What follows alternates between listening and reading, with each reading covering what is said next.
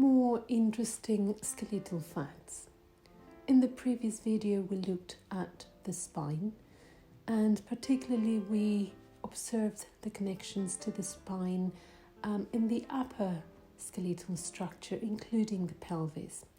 So today I'd like to look a little bit more at the lower skeletal structure, how it connects and relates to the spine.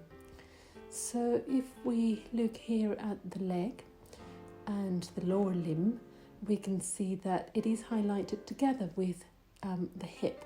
So that is an important aspect of what we're looking at today. The leg connects to the hip through the hip socket, and this is the femur or long bone or thigh bone, and you can see there from that slide how it comes into connection with the pelvis. There it is circled in the hip socket, where the head of the femur, that's the back view of it, and here is the front view of the head of the femur into the hip socket.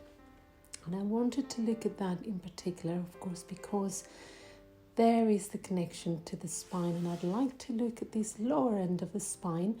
You've got a few of the lumbar vertebrae highlighted, but I'm interested in looking at the lower curve of the spine, the bottom curve, which is this one, the sacrum together with the coccyx. I'd like you to see that there is two separate bits here. There is the sacrum connecting to the hip bones, and here is the coccyx, that very tail end of the spine. So I want to look at that area and look at the sacroiliac joint area.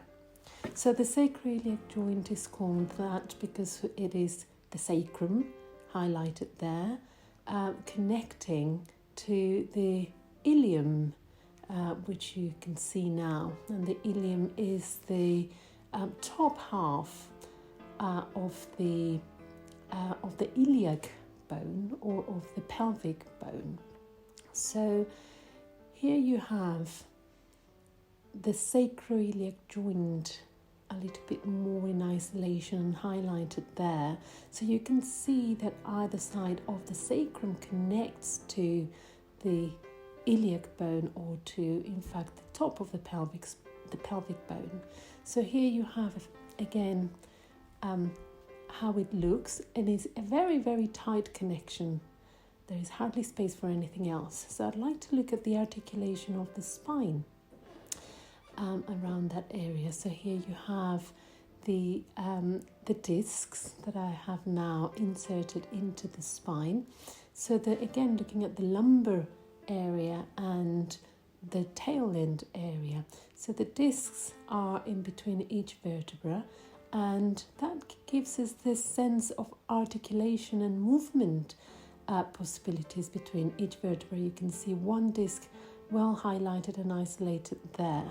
However, when we come to the bottom end of the spine, what we see is that there is no discs, no articulation in that sacrum and coccyx area.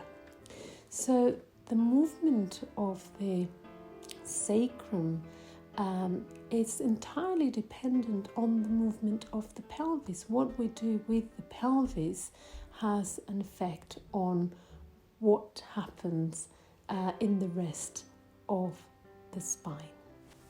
As we know, the spine is connected from top to bottom, from the very top vertebra, the atlas, all the way down to the coccyx at the very end of the spine.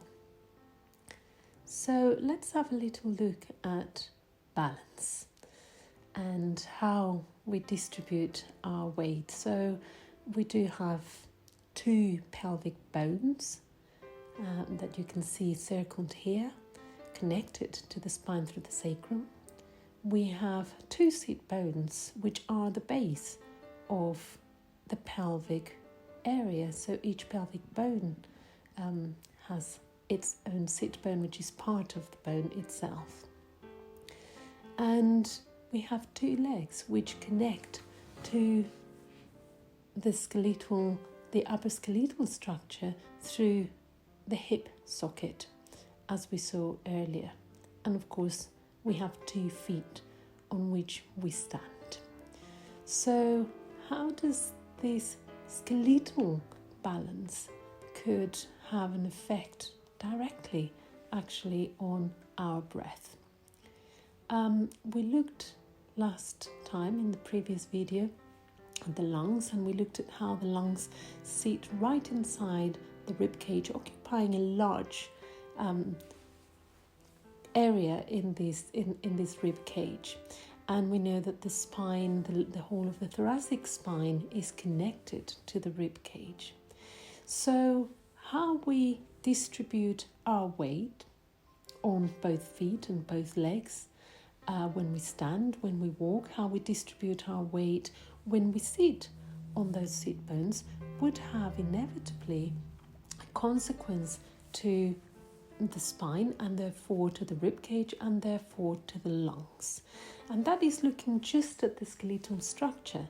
We are not even looking at the muscular structure, which of course will respond to how we are treating that inner skeletal connections. So we could conclude that how we balance that inner structure, that foundation that is the skeletal system, would have a profound effect on the lungs, and therefore on how we breathe. So thank you very much again for watching. Please come back for more.